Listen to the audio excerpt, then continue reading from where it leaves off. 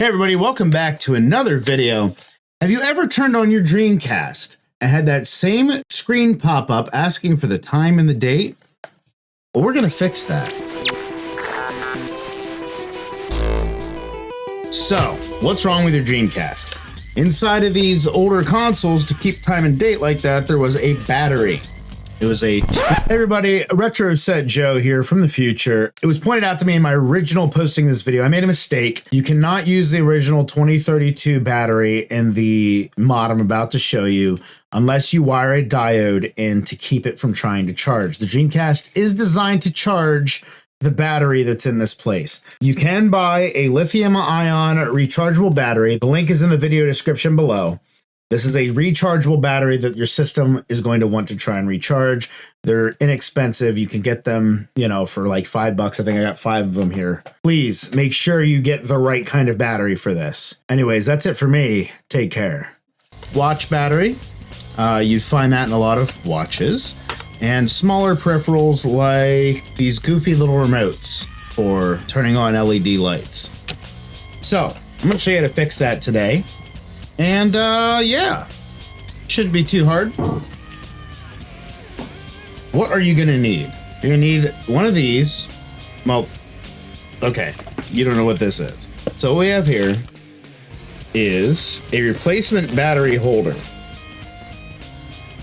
Now, I've not done this before, so it's all new to me too. So you get these on eBay. I think I got this 3-pack for like $5. There's a little 3-prong connector that replaces the old battery inside, which they were hardwired, and then you can just slip a new battery into it and it'll hold it in place. It's got these nice little clips and it'll work really good for you. So you need that, you need a soldering iron, you get some solder, and you need a Phillips head screwdriver to pull this thing apart.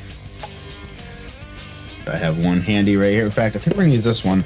This screwdriver that came with my Scepter monitors is brilliant. I love this thing. It's like the perfect size for every gaming thing.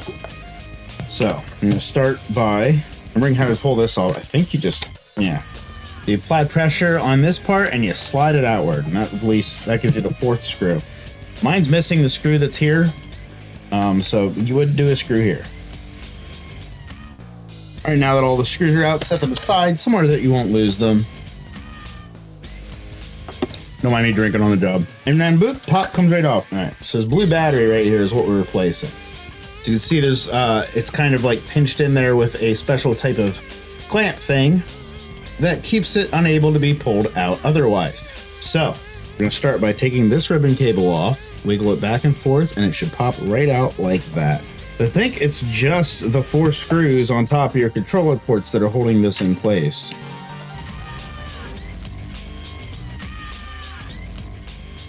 And this whole thing should pop loose. Should and do are 2 different things. What's holding you up? Okay. If you lift up the back end, take this back end, you lift it up, and you push from one of the controller holes.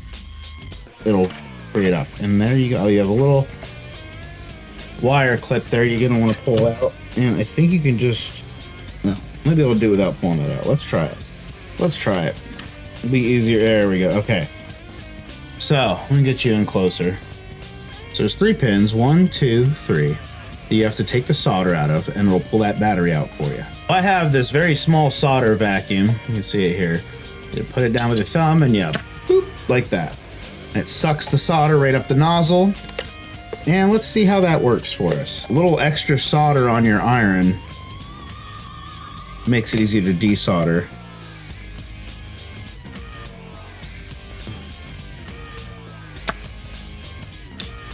Look at that. Pretty much clean it out.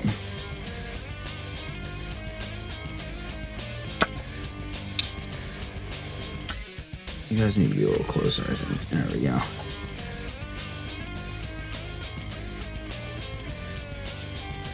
Guess it works better if you prime the thing. All right. So that should have pretty much removed the majority of the solder from those joints. Should just be able to take this and wiggle it. Boom, look at that. It's free. Get my hand here. There we go. So that's what the original battery looks like. Really easy to replace. As you can see, I'm almost done here. So we're going to replace it with this battery holder. Again, you could stick a 2032 battery inside of it once it's in, the plus side being there and the negative side being there. Seems pretty obvious, so we're gonna flip this back over. And there's these 3 little holes here. You're just gonna pop that into like that. Boop, look at that. It pretty much hold itself in place as you flip it back over for the soldering. Operate up against the controller holder, kind of put a little pressure on it, make sure it's sitting nice and neat down in there. And then we'll take a little bit of our no clean. Boop, boop, boop, boop, boop, like that. And we'll grab our soldering iron and our solder wherever it went. Oh, it's over here. Solder is over here. So we're just gonna take a little bit of solder.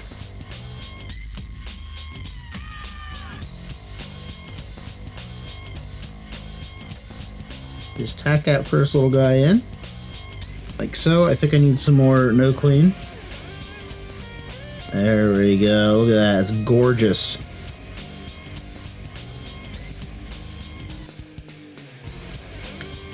Also gorgeous. I'm not. Yeah, that's that right down in there. Nice.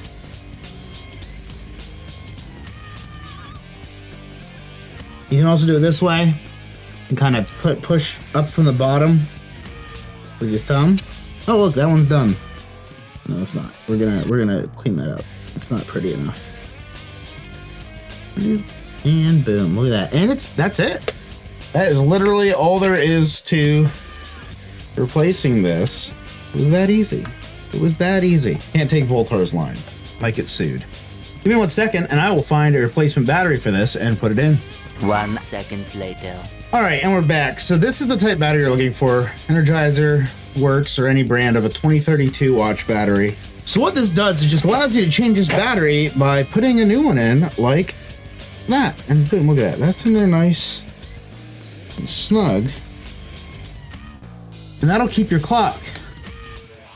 And then if it dies again, you just pull it out and put in a new one.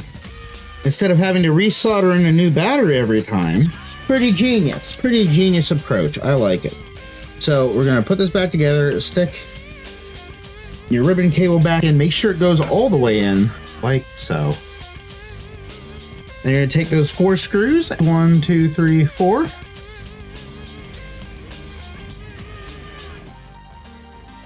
Boom, there's that back together. Like I said, make sure your ribbon cable's plugged in all the way. Make sure your battery's in there nice and snug. That thing ain't going anywhere once it's in there. All right, so that's it for the battery replacement modification. Let's get her put back together. All right, all the screws are back in. This modem thing here, you just slide that back in like that, and this bad boy is ready to go. Let's test it out. As you can see here, it you know, reverted back to 1998. It's not 1998, believe it or not. It's actually 3/21. Dreamcast is like, oh my gosh, we're in the future. And it is 10:30 at night.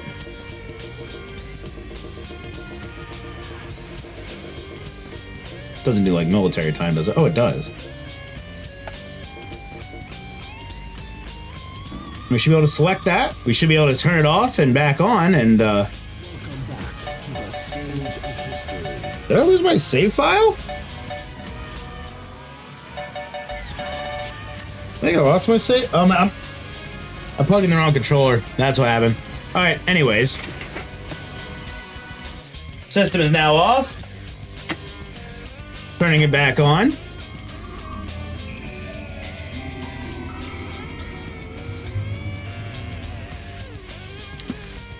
Open the disk tray to send us back, and look at that, it remembered the time. What a glorious thing it is. So there you have it. That is how you fix your Dreamcast from reverting back to 1998 every time you turn it on. If you like this video, please go ahead and click the like button. If you enjoy my content, why not consider subscribing? It really helps me out as I grow this YouTube channel. Don't forget you can catch me on Twitch at twitch.tv/RetroSetJoe. Check out the social media links in the video description. And until next time, bye-bye.